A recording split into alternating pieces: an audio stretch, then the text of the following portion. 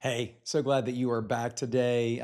Let's spend some time today and talk about a moment in the year that most pastors don't recognize as the moment that it actually is until it is already past. And that moment is right now, mid end of June. Here's kind of the thing about June. January, right, is kind of far enough in the rearview mirror that the urgency that you maybe have that you felt in January coming off of maybe not as great of a December as you hoped, that urgency is kind of faded. The fall really kind of still seems far enough away that there's still plenty of time to sort it out and make it up. And you know what? That feeling, that sense that there's still room to breathe without any urgency, that's when things like, and I'll use one of my favorite words, the drift, can really start. Let me define this drift for you because I think we use that word loosely. I use it a lot and I try to always use it in a very specific way. Because, drifting is not being lazy or apathetic, it's none of that. Drifting is really what happens when the calendar feels faster than the thinking does. It's any kind of subtle shift that we would never choose on purpose, but because we aren't acting intentionally, it begins to just happen accidentally. That's what a drift is. And what happens when you rebuild the fall the same way that you built last fall and the fall before that, and of course the fall before that, and you do it not because it necessarily was working great, or maybe it did work at some point in the past, but you created it again and again and again, and you're planning to create this fall the same way because it's just familiar, right? You know how to run the fall the way you've always run the fall calendar. The team, everybody knows their roles. The volunteers are kind of already even slotted where we need them to be. And the mission, the actual mission of your church, really is never used as a filter for all of this planning or just regurgitating what we've always done. You know what? That's a great definition of drift. It's a great, picture of what happens in a drift. And here's what makes it so difficult to catch. It almost never feels like a decision. Like there wasn't a meeting, right, where we said, let's replicate the last several years again, regardless of where we are right now in June, regardless of where things have landed with our generosity or with volunteers or with discipleship pathways or any of the things that are directly connected to the mission. So because we didn't have an actual decision, an actual meeting, a real vulnerable, honest conversation, we it almost can feel like momentum for us because we're planning ahead, right? We have some margin. It feels like diligence maybe to you. We're getting ahead, like I said in the fall, but actually, what may actually be happening is that the second half of our year is getting built on institutional memory rather than intentional design. And by August, right, most churches are already executing last year's plan, really with just new dates on it. Just shift the calendar a few days here and there, and we've got it. I have seen this in church year after year after year, and I've sat in rooms where the fall calendar was, quote unquote set, and the team, everybody felt really good about it. And then, when I or someone else asked just a simple question like, who is each of these things designed to move and where? Why are we doing this? The room kind of gets really quiet, maybe quick, because nobody had asked that before. We hadn't thought that way before. Nobody had ever applied that filter. The calendar, it was full, but it wasn't designed, definitely not intentionally. Now, let me push on something here. I know I've already been pushing, but let me push a little more because I think that there is a distinction that matters a lot for how you approach the next few weeks. And again, we're in mid-late June. Planning, right, well, I guess we say planning and designing are not the same thing, right? Planning is deciding what to do. And most pastors are very disciplined planners, okay? January comes, the retreat happens, the whiteboard fills up, right? Somebody's taking notes, the team leaves energized, and the calendar for the year starts to take some shape. And that's real. It's good. That's a plan. Planning matters, right? But planning and design are not the same thing. Design is something altogether else. Design is like deciding why and then building something that actually is structured to produce the outcome to the answer why.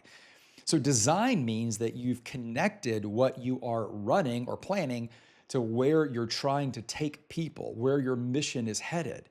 Design means that the filter isn't what did we do last year or what do we, have capacity for. The filter is the mission, right? A plan can be very sincere and still be structurally misaligned with your mission.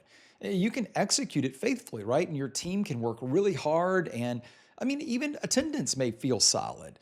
And you can kind of still end up exactly where you started year after year after year. No progress, no real momentum, no real discipleship that's happening. That really is the quiet frustration in a lot of churches, I think, right now, because the effort is real. The misalignment is just structural. And nobody diagnosed it because the plan, right? Plan looked fine. It looked like last year. We're very comfortable with it. So most churches don't really have a planning problem. They have a design problem that is dressed up as a calendar. So here's what I would love for you to do before you lock the fall in. And there's just two things, okay? Two things. One, the first is an honest assessment of the first half of the year. And I don't want you to discuss what you hoped it would produce, right? But what it actually produced.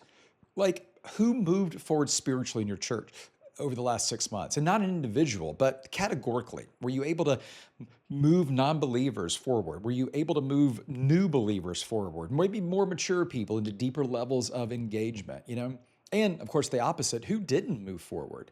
Where do you see maybe people stalling?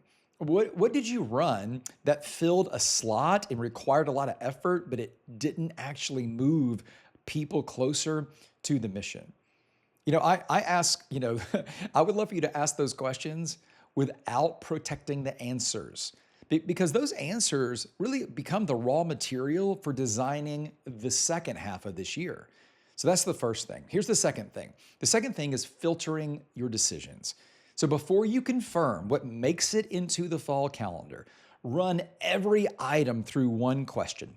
Is this designed to move people forward, or is it designed to maintain what already exists?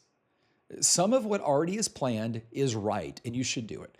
Some of it has real momentum, and you should maybe even fuel it or fund it more. But some of this is just institutional inertia. Something that's been on the calendar so long that we don't even question it anymore. We just do it. With ministry, you put a name on it, you brand it, and it just feels like it could be, written in stone. Actual design, not planning, but design can tell the difference. Drift can't, though. And that question, kind of applied honestly before the calendar locks, really changes the quality of your fall. It could change the entire outcome of your fall. It changes what your team is executing and the why behind it. It changes what your church experiences, and it can change what you're reporting to everyone in the board or your volunteers or the church come January, which really brings me to what's actually at stake here. Because here's the version of the second half that is going to play out in your church if you don't design it, if you just plan it. You're going to execute a arguably strong fall season, and the calendar is going to be very full, and your team is going to work really hard, and programs are going to run, and they're going to run on time, and attendance, who knows? Maybe it'll be good, maybe it'll be decent, I don't know. Maybe it'll plateau and even decline. Again, I don't know. But here's what I predict. When January arrives, and you kind of sit in another annual planning session, and you look around the room, and here's what you're going to realize. You're going to realize that you are having the exact same conversations you had last January. The mission is still not maximized. The potential isn't fulfilled fully. And you can't really explain why, because the effort was there, but the results, they weren't fully there. That drift, it actually started for you this month in June. And it will be the reason that the January conversation is the same. And here's the part that I think should make this feel urgent. When something drifts, it compounds. Like every year that you just execute without designing, every year that you just run the plan without rethinking the plan and redesigning the plan, the gap between what your church is doing and what your church is called to do gets a little bit wider and a little bit harder to close. And it doesn't, by the way, this is what it means by compounds. It doesn't stay the same. It just grows. So the second half of 2026, the second half of this year, will not rescue itself. It gets diagnosed or it just gets defaulted. It gets designed or defaulted. And the window to make that call is right now, before the calendar locks in, before August arrives and the season is already busy and underway. So, if you want to make a move this week, here's what I tell you to do. Pull out your fall calendar, look at what is already on it, and then for everything you see, just ask the question, who is this designed to move and where? That's it. It's kind of, I guess, two questions. Who is this designed to move and where are we taking them? That's it for everything you see on the calendar. And if you can answer that really clearly, you might want to keep it. If you can't answer that clearly, that's a red flag. And the answer should come from intentional design, not institutional momentum. This is actually the hardest work, I think, in a lot of cases. And it's worth the work. It's worth doing it now. And there's still room to design, right? And not just execute. It's just June. You've got some time to do this well. The pastors that I work with and know and spend time with who lead their churches really, really well, they don't just plan. They are always designing with the mission as the filter. And they make that call before the calendar makes it for them. If you want to think through kind of what designing the second half looks like for your specific church and your specific context, this is exactly the kind of work I do with churches all the time. So just reach out. You can go to my website, shoot me an email. I read all of the email that comes to me. So Gavin@gavinadams.com. I love to talk with you before your fall is already in motion. Hey, thanks. See you soon.